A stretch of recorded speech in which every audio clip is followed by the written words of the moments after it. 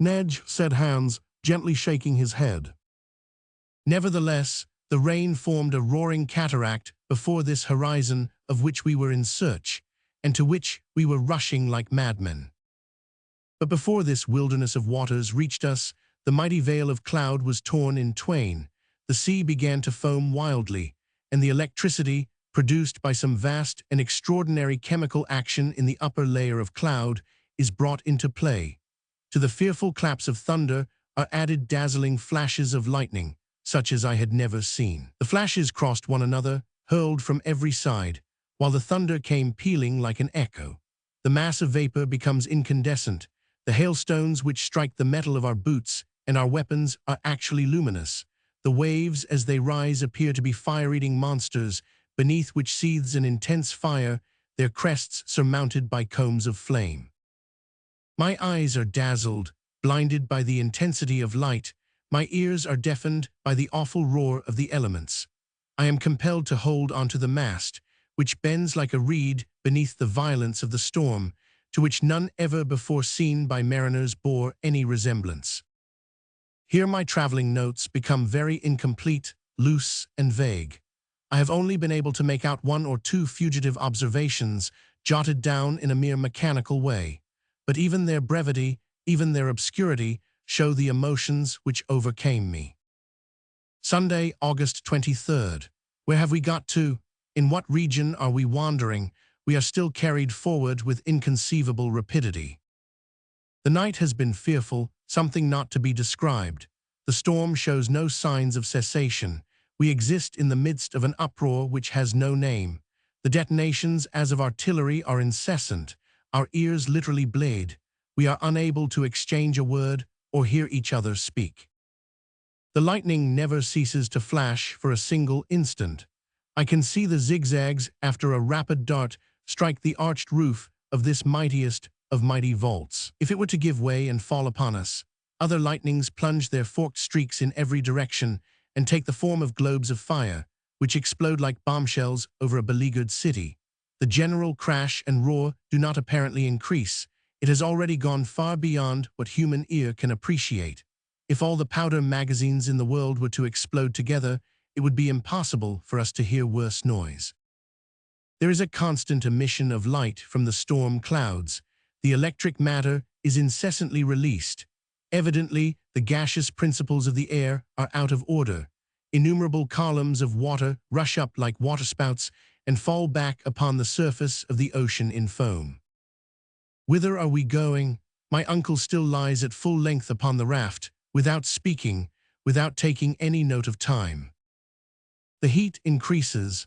I look at the thermometer. To my surprise, it indicates the exact figure is here rubbed out in my manuscript.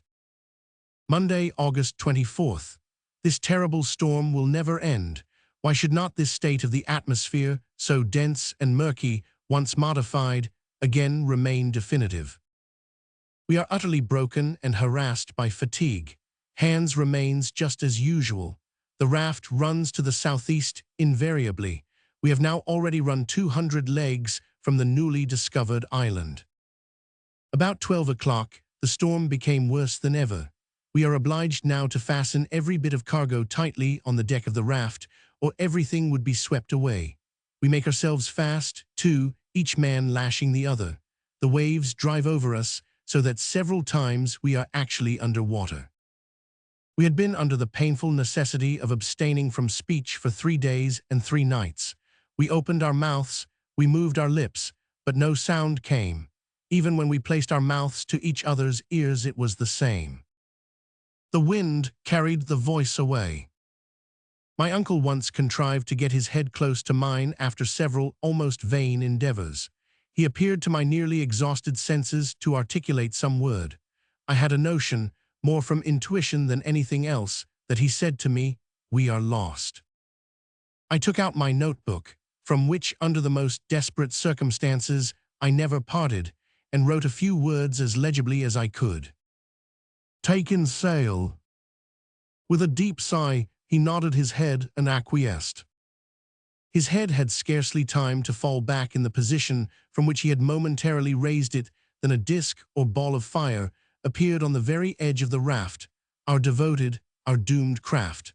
The mast and sail are carried away bodily, and I see them swept away to a prodigious height like a kite. We were frozen, actually shivered with terror. The ball of fire, half white, half azure-colored, about the size of a 10-inch bombshell, moved along, turning with prodigious rapidity to leeward of the storm. It ran about here, there, and everywhere. It clambered up one of the bulwarks of the raft. It leaped upon the sack of provisions, and then finally descended lightly, fell like a football, and landed on our powder barrel. Horrible situation. An explosion, of course, was now inevitable. By heaven's mercy, it was not so. The dazzling disk moved on one side. It approached Hans, who looked at it with singular fixity. Then it approached my uncle, who cast himself on his knees to avoid it. It came towards me, as I stood pale and shuddering in the dazzling light and heat. It pirouetted round my feet, which I endeavored to withdraw. An odor of nitrous gas filled the whole air. It penetrated to the throat, to the lungs.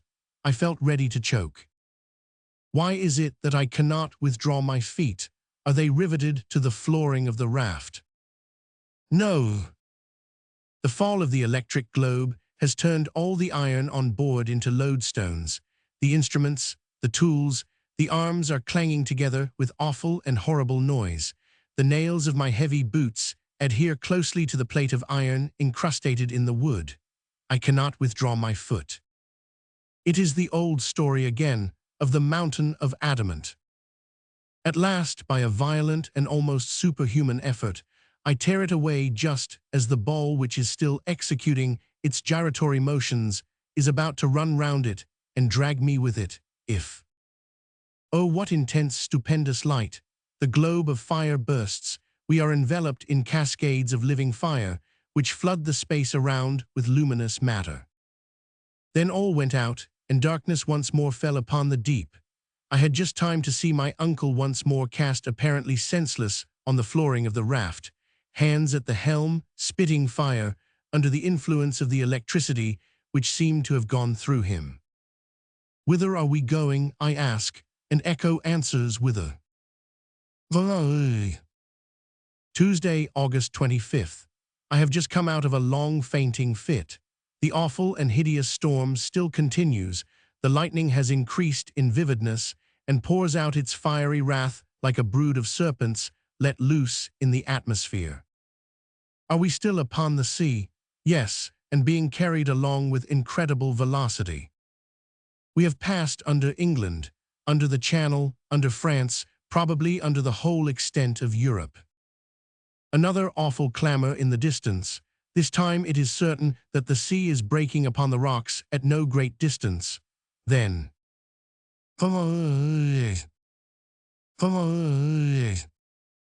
Chapter 33. Our route reversed. Here ends what I call my journal of our voyage on board the raft, which journal was happily saved from the wreck. I proceed with my narrative as I did before I commenced my daily notes. What happened when the terrible shock took place, when the raft was cast upon the rocky shore, it would be impossible for me now to say. I felt myself precipitated violently into the boiling waves, and if I escaped from a certain and cruel death, it was wholly owing to the determination of the faithful hands, who, clutching me by the arm, saved me from the yawning abyss. The courageous Icelander then carried me in his powerful arms far out of the reach of the waves, and laid me down upon a burning expanse of sand, where I found myself some time afterwards in the company of my uncle, the professor. Then he quietly returned towards the fatal rocks, against which the furious waves were beating, in order to save any stray waifs from the wreck. This man was always practical and thoughtful. I could not utter a word. I was quite overcome with emotion. My whole body was broken and bruised with fatigue. It took hours before I was anything like myself. Meanwhile, there fell a fearful deluge of rain, drenching us to the skin. Its very violence, however, proclaimed the approaching end of the storm. Some overhanging rocks afforded us a slight protection from the torrents. Under this shelter, Hans prepared some food, which, however, I was unable to touch, and exhausted by the 3 weary days and nights of watching, we fell into a deep and painful sleep.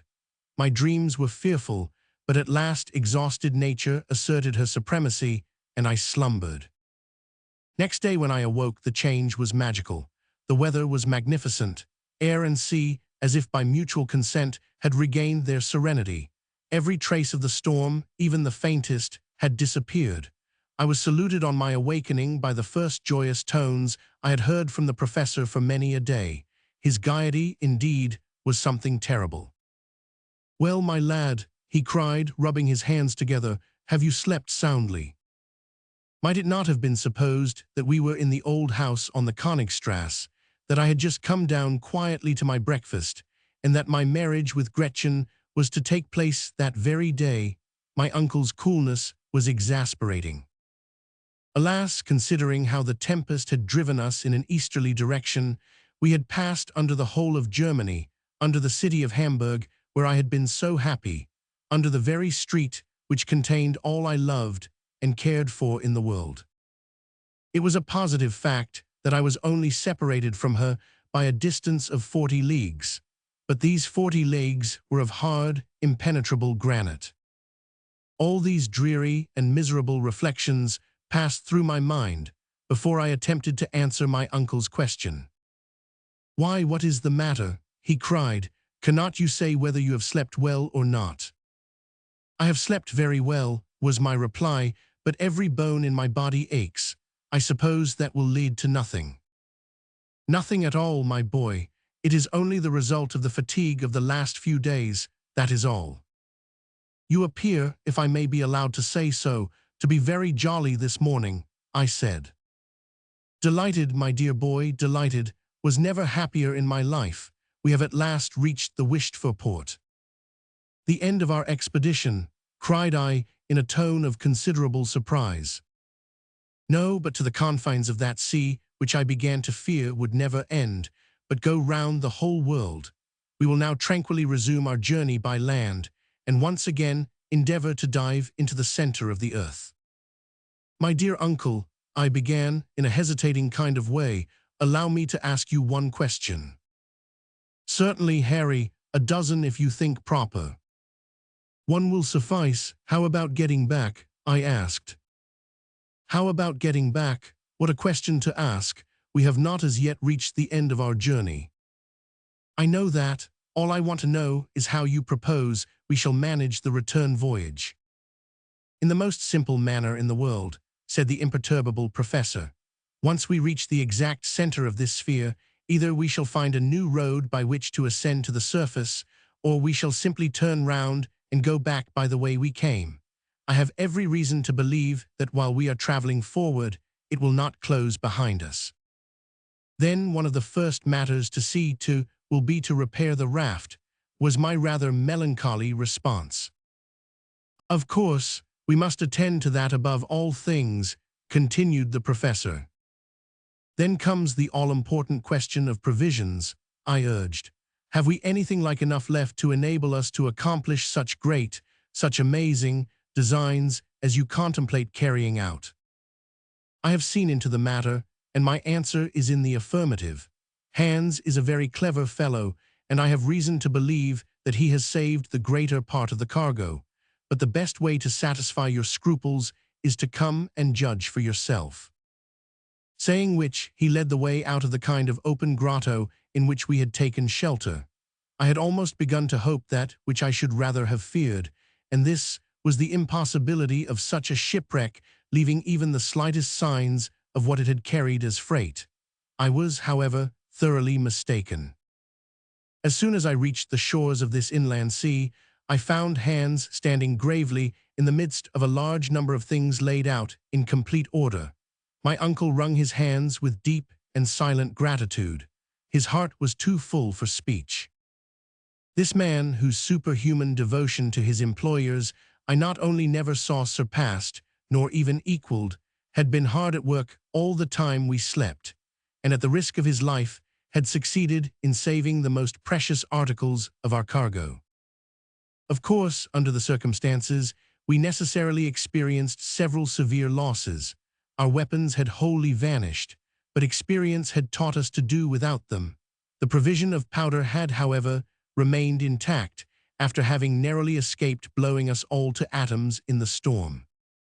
"Well," said the professor, who was now ready to make the best of everything, "as we have no guns, all we have to do is to give up all idea of hunting." "Yes, my dear sir, we can do without them, but what about all our instruments?" "Here is the manometer, the most useful of all, and which I gladly accept in lieu of the rest. With it alone I can calculate the depth as we proceed. By its means alone I shall be able to decide when we have reached the center of the earth. Ha ha, but for this little instrument we might make a mistake and run the risk of coming out at the antipodes." All this was said amid bursts of unnatural laughter. "But the compass," I cried, "without that what can we do?" "Here it is, safe and sound," he cried with real joy. And here we have the chronometer and the thermometers. Hans the Hunter is indeed an invaluable man." It was impossible to deny this fact. As far as the nautical and other instruments were concerned, nothing was wanting. Then on further examination, I found ladders, cords, pickaxes, crowbars, and shovels all scattered about on the shore. There was, however, finally the most important question of all, and that was provisions. "But what are we to do for food?" I asked. "Let us see to the commissariat department," replied my uncle gravely. The boxes which contained our supply of food for the voyage were placed in a row along the strand, and were in a capital state of preservation. The sea had in every case respected their contents, and to sum up in one sentence, taking into consideration biscuits, salt meat, skedum, and dried fish, we could still calculate on having about 4 months' supply, if used with prudence and caution. 4 months, cried the sanguine professor in high glee.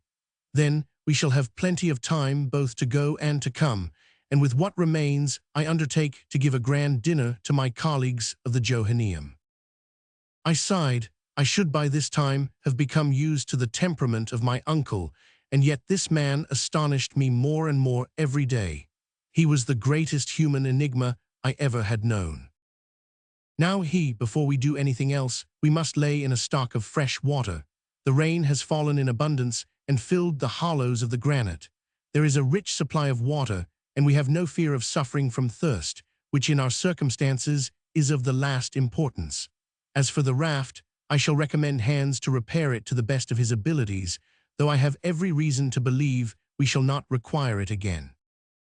"How is that?" I cried, more amazed than ever at my uncle's style of reasoning. "I have an idea, my dear boy. It is none other than this simple fact. We shall not come out by the same opening as that by which we entered." I began to look at my uncle with vague suspicion. An idea had more than once taken possession of me, and this was that he was going mad. And yet, little did I think how true and prophetic his words were doomed to be. "And now," he said, having seen to all these matters of detail, "to breakfast." I followed him to a sort of projecting cape, after he had given his last instructions to our guide. In this original position, with dried meat, biscuit, and a delicious cup of tea, we made a satisfactory meal, I may say one of the most welcome and pleasant I ever remember. Exhaustion, the keen atmosphere, the state of calm after so much agitation, all contributed to give me an excellent appetite. Indeed, it contributed very much to producing a pleasant and cheerful state of mind. While breakfast was in hand, and between the sips of warm tea, I asked my uncle if he had any idea of how we now stood in relation to the world above. "For my part," I added, "I think it will be rather difficult to determine." "Well, if we were compelled to fix the exact spot," said my uncle, "it might be difficult, since during the 3 days of that awful tempest I could keep no account either of the quickness of our pace or of the direction in which the raft was going. Still, we will endeavor to approximate to the truth. We shall not, I believe, be so very far out." "Well, if I recollect rightly," I replied, "our last observation was made at the Geyser Island." "Harry's Island, my boy, Harry's Island. Do not decline the honor of having named it, given your name to an island discovered by us, the first human beings who trod it since the creation of the world." "Let it be so, then. At Harry's Island we had already gone over 270 leagues of sea, and we were, I believe, about 600 leagues, more or less, from Iceland. Good, I am glad to see that you remember so well. Let us start from that point, and let us count 4 days of storm, during which our rate of traveling must have been very great. I should say that our velocity must have been about 80 leagues to the 24 hours. I agreed that I thought this a fair calculation. There were then 300 leagues to be added to the grand total. Yes, and the Central Sea must extend at least 600 leagues from side to side. Do you know, my boy Harry, that we have discovered an inland lake larger than the Mediterranean? Certainly, and we only know of its extent in one way. It may be hundreds of miles in length. Very likely. Then, said I, after calculating for some minutes, if your previsions are right, we are at this moment exactly under the Mediterranean itself. Do you think so? Yes, I am almost certain of it. Are we not 900 leagues distant from Reykjavik? That is perfectly true, and a famous bit of road we have traveled, my boy. But why we should be under the Mediterranean more than under Turkey or the Atlantic Ocean can only be known when we are sure of not having deviated from our course, and of this we know nothing. I do not think we were driven very far from our course. The wind appears to me to have been always about the same. My opinion is that this shore must be situated to the southeast of Port Gretchen. Good, I hope so. It will, however, be easy to decide the matter by taking the bearings from our departure by means of the compass. Come along, and we will consult that invaluable invention. The professor now walked eagerly in the direction of the rock, where the indefatigable hands had placed the instruments in safety. My uncle was gay and light-hearted. He rubbed his hands and assumed all sorts of attitudes. He was to all appearance once more a young man. Since I had known him, never had he been so amiable and pleasant. I followed him, rather curious to know whether I had made any mistake in my estimation of our position. As soon as we had reached the rock, my uncle took the compass, placed it horizontally before him, and looked keenly at the needle. As he had at first shaken it to give it vivacity, it oscillated considerably, and then slowly assumed its right position under the influence of the magnetic power. The professor bent his eyes curiously over the wondrous instrument. A violent start immediately showed the extent of his emotion. He closed his eyes, rubbed them, and took another and a keener survey. Then he turned slowly round to me, stupefaction depicted on his countenance. "What is the matter?" said I, beginning to be alarmed. He could not speak. He was too overwhelmed for words. He simply pointed to the instrument. I examined it eagerly according to his mute directions, and a loud cry of surprise escaped my lips. The needle of the compass pointed due north. In the direction we expected was the south. It pointed to the shore instead of to the high seas. I shook the compass. I examined it with a curious and anxious eye. It was in a state of perfection. No blemish in any way explained the phenomenon. Whatever position we forced the needle into, it returned invariably to the same unexpected point. It was useless attempting to conceal from ourselves the fatal truth.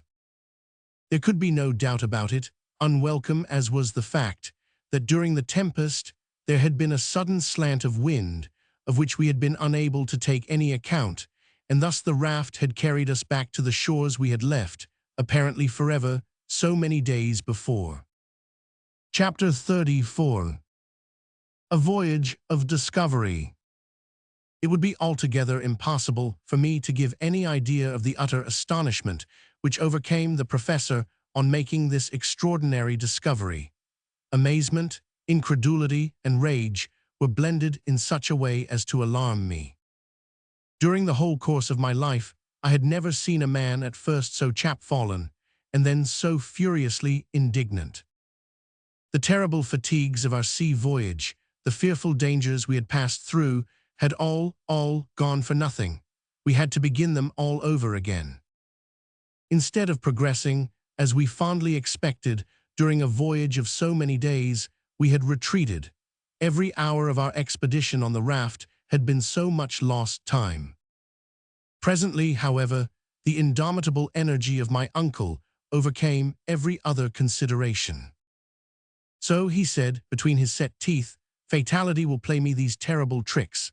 The elements themselves conspire to overwhelm me with mortification. Air, fire, and water combine their united efforts to oppose my passage. Well, they shall see what the earnest will of a determined man can do. I will not yield, I will not retreat even 1 inch, and we shall see who shall triumph in this great contest, man or nature. Standing upright on a rock, irritated and menacing, Professor Hardwigg, like the ferocious Ajax, seemed to defy the fates. I, however, took upon myself to interfere and to impose some sort of check upon such insensate enthusiasm. "Listen to me, uncle," I said, in a firm but temperate tone of voice. "There must be some limit to ambition here below. It is utterly useless to struggle against the impossible. Pray listen to reason. We are utterly unprepared for a sea voyage. It is simply madness to think of performing a journey of 500 leagues upon a wretched pile of beams, with a counterpane for a sail, a paltry stick for a mast, and a tempest to contend with. As we are totally incapable of steering our frail craft, we shall become the mere plaything of the storm, and it is acting the part of madmen if we, a second time, run any risk upon this dangerous and treacherous central sea." These are only a few of the reasons and arguments I put together, reasons and arguments which to me appeared unanswerable. I was allowed to go on without interruption for about 10 minutes. The explanation to this I soon discovered. The professor was not even listening and did not hear a word of all my eloquence. "To the raft," he cried in a hoarse voice when I paused for a reply. Such was the result of my strenuous effort to resist his iron will. I tried again, I begged and implored him, I got into a passion, but I had to deal with a will more determined than my own. I seemed to feel like the waves which fought and battled against the huge mass of granite at our feet, which had smiled grimly for so many ages at their puny efforts. Hans, meanwhile, without taking part in our discussion, had been repairing the raft. One would have supposed that he instinctively guessed at the further projects of my uncle. By means of some fragments of cordage, he had again made the raft seaworthy. While I had been speaking, he had hoisted a new mast and sail, the latter already fluttering and waving in the breeze. The worthy professor spoke a few words to our imperturbable guide, who immediately began to put our baggage on board and to prepare for our departure. The atmosphere was now tolerably clear and pure, and the northeast wind blew steadily and serenely. It appeared likely to last for some time. What then could I do? Could I undertake to resist the iron will of 2 men? It was simply impossible if even I could have hoped for the support of Hans. This, however, was out of the question. It appeared to me that the Icelander had set aside all personal will and identity. He was a picture of abnegation. I could hope for nothing from one so infatuated with and devoted to his master. All I could do, therefore, was to swim with the stream. In a mood of stolid and sullen resignation, I was about to take my accustomed place on the raft when my uncle placed his hand upon my shoulder. "There is no hurry, my boy," he said. "We shall not start until tomorrow." I looked the picture of resignation to the dire will of fate. "Under the circumstances," he said, "I ought to neglect no precautions. As fate has cast me upon these shores, I shall not leave without having completely examined them." In order to understand this remark, I must explain that though we had been driven back to the northern shore, we had landed at a very different spot from that which had been our starting point. Port Gretchen must, we calculated, be very much to the westward. Nothing, therefore, was more natural and reasonable than that we should reconnoiter this new shore upon which we had so unexpectedly landed. "Let us go on a journey of discovery," I cried. And leaving Hans to his important operation, we started on our expedition. The distance between the foreshore at high water and the foot of the rocks was considerable. It would take about half an hour's walking to get from one to the other. As we trudged along, our feet crushed innumerable shells of every shape and size. once the dwelling place of animals of every period of creation. I particularly noticed some enormous shells, carapaces, turtle and tortoise species, the diameter of which exceeded 15 feet.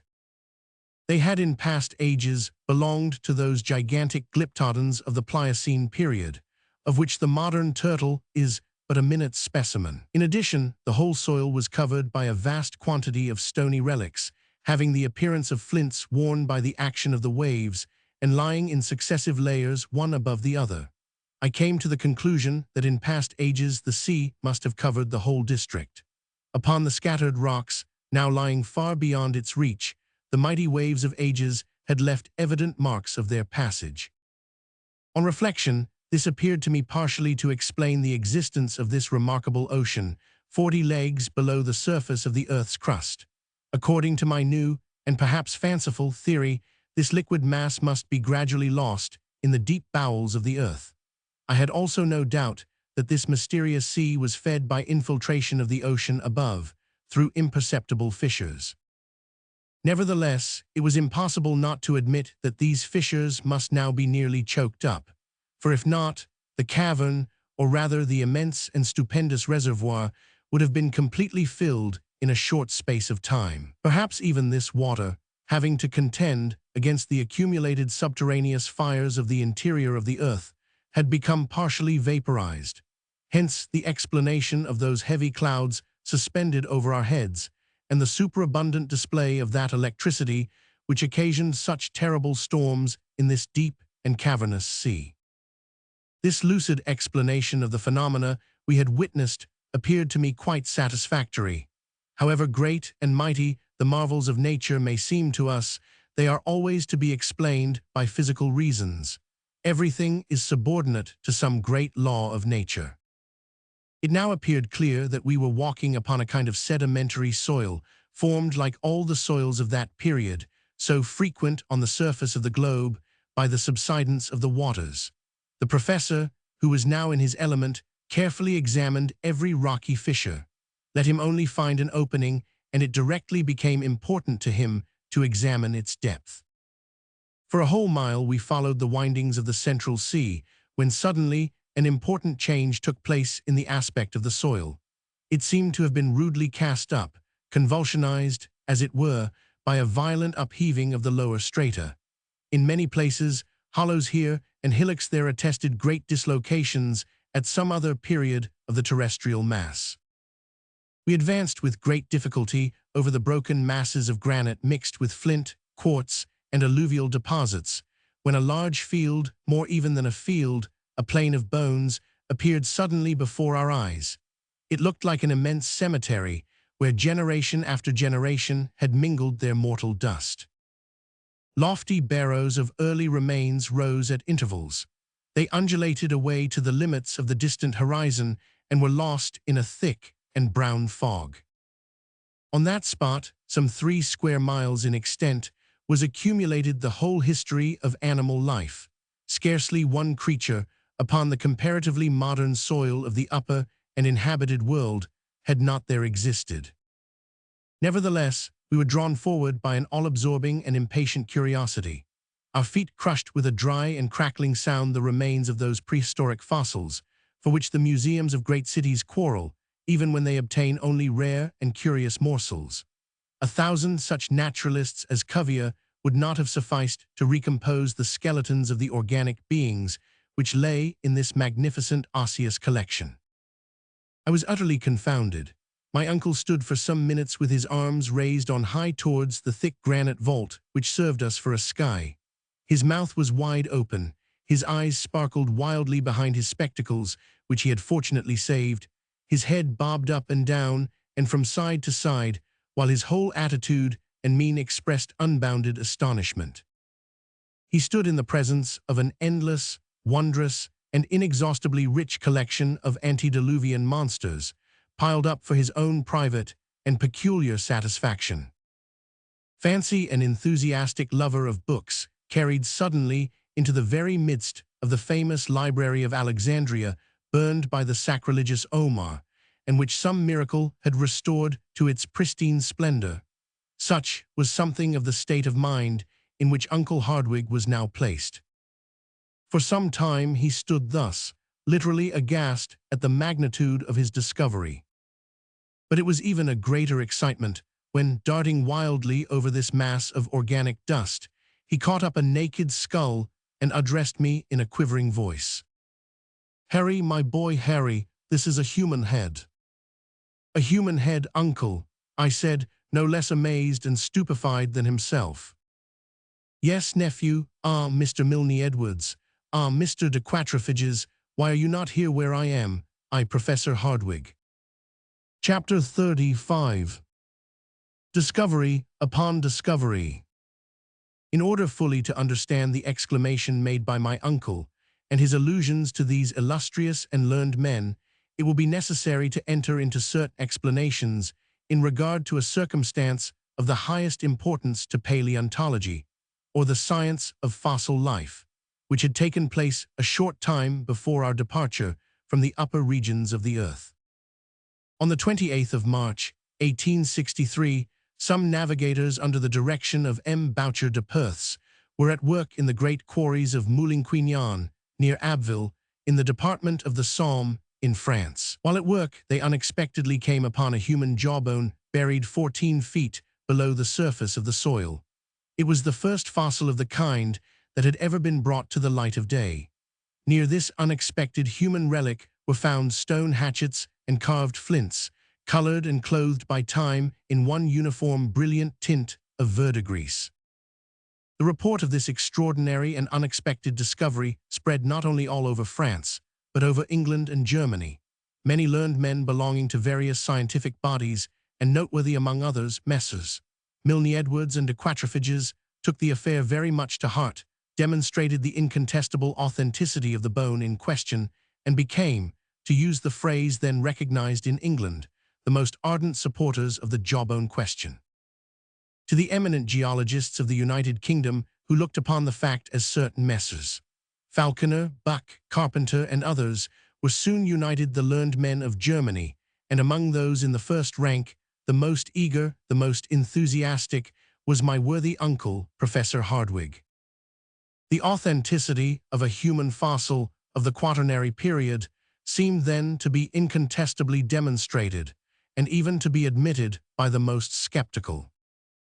This system or theory, call it what you will, had, it is true, a bitter adversary in M. Elie de Beaumont. This learned man, who holds such a high place in the scientific world, holds that the soil of Moulin-Quignon does not belong to the diluvium, but to a much less ancient stratum, and, in accordance with Cuvier in this respect, he would by no means admit that the human species was contemporary with the animals of the Quaternary epoch. My worthy uncle, Professor Hardwigg, in concert with the great majority of geologists, had held firm, had disputed, discussed, and finally, after considerable talking and writing, M. Elie de Beaumont had been pretty well left alone in his opinions. We were familiar with all the details of this discussion, but were far from being aware then that since our departure, the matter had entered upon a new phase. Other similar jawbones, though belonging to individuals of varied types and very different natures, had been found in the movable grey sands of certain grottos in France, Switzerland, and Belgium, together with arms, utensils, tools, bones of children, of men in the prime of life, and of old men. The existence of men in the Quaternary period became, therefore, more positive every day. But this was far from being all. New remains, dug up from the Pliocene or Tertiary deposits, had enabled the more far-seeing or audacious among learned men to assign even a far greater degree of antiquity to the human race. These remains, it is true, were not those of men, that is, were not the bones of men, but objects decidedly having served the human race. Shin bones, thigh bones of fossil animals, regularly scooped out, and in fact sculptured, bearing the unmistakable signs of human handiwork. By means of these wondrous and unexpected discoveries, man ascended endless centuries in the scale of time. He, in fact, preceded the mastodon, became the contemporary of the Elephas meridionalis, the southern elephant, acquired an antiquity of over 100,000 years, since that is the date given by the most eminent geologists to the Pliocene period of the Earth. Such was then the state of paleontologic science, and what we moreover knew sufficed to explain our attitude before this great cemetery of the plains of the Hardwigg Ocean. It will now be easy to understand the professor's mingled astonishment and joy when, on advancing about 20 yards, he found himself in the presence of, I may say face to face with, a specimen of the human race actually belonging to the Quaternary period. It was indeed a human skull, perfectly recognizable, had a soil of very peculiar nature, like that of the cemetery of St. Michel at Bordeaux, preserved it during countless ages. This was the question I asked myself, but which I was wholly unable to answer. But this head with stretched and parchmenty skin, with the teeth whole, the hair abundant, was before our eyes as in life. I stood mute, almost paralyzed with wonder and awe before this dread apparition of another age. My uncle, who on almost every occasion was a great talker, remained for a time completely dumbfounded. He was too full of emotion for speech to be possible. After a while, however, we raised up the body to which the skull belonged. We stood it on end. It seemed, to our excited imaginations, to look at us with its terrible hollow eyes. After some minutes of silence, the man was vanquished by the professor. Human instincts succumbed to scientific pride and exultation. Professor Hardwigg, carried away by his enthusiasm, forgot all the circumstances of our journey, the extraordinary position in which we were placed, the immense cavern which stretched far away over our heads. There can be no doubt that he thought himself at the institution addressing his attentive pupils, for he put on his most doctorial style, waved his hand, and began.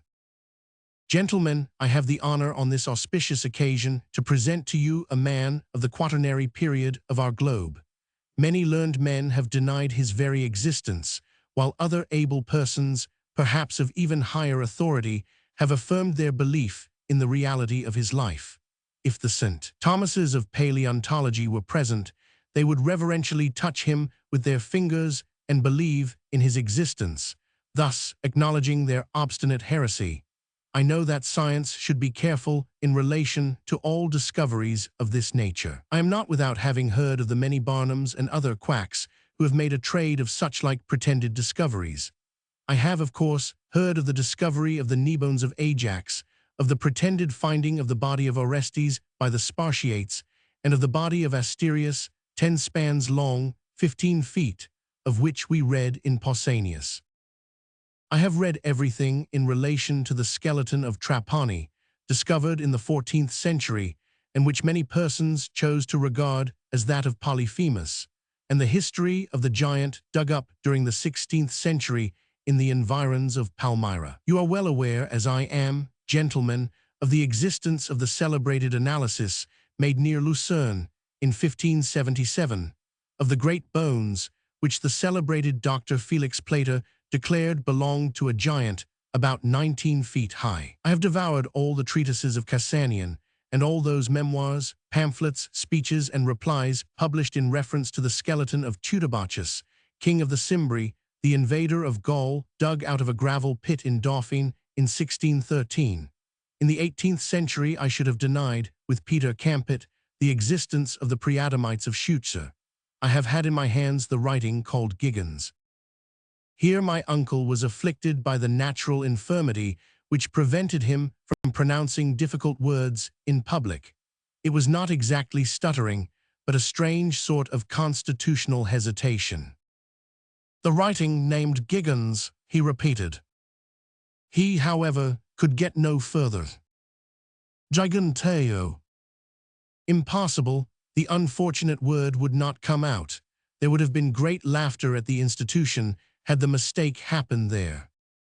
Gigantus theology, at last exclaimed Professor Hardwigg between two savage growls. Having got over our difficulty, and getting more and more excited. Yes, gentlemen, I am well acquainted with all these matters, and know also that Cuvier and Blumenbach fully recognized in these bones the undeniable remains of mammoths of the Quaternary period. But after what we now see, to allow a doubt is to insult scientific inquiry. There is the body, you can see it, you can touch it. It is not a skeleton, it is a complete and uninjured body, preserved with an anthropological object. I did not attempt to controvert this singular and astounding assertion. If I could but wash this corpse in a solution of sulfuric acid, continued my uncle, I would undertake to remove all the earthy particles and these resplendent shells which are encrusted all over this body. But I am without this precious dissolving medium. Nevertheless, such as it is, this body will tell its own history. Here the professor held up the fossil body and exhibited it with rare dexterity. No professional showman could have shown more activity.